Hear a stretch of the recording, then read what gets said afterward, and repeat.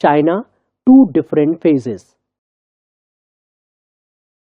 The emperors of Manchu dynasty had ruled China in the early 20th century, but the dynasty was overthrown by Western colonial powers because the emperors of Manchu dynasty were unable to defend the interests of China from them.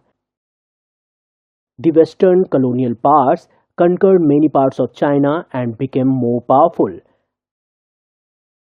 The emperors were forced to give them economic and political concessions such as maintenance of armed forces, low import taxes, and exemption from Chinese laws.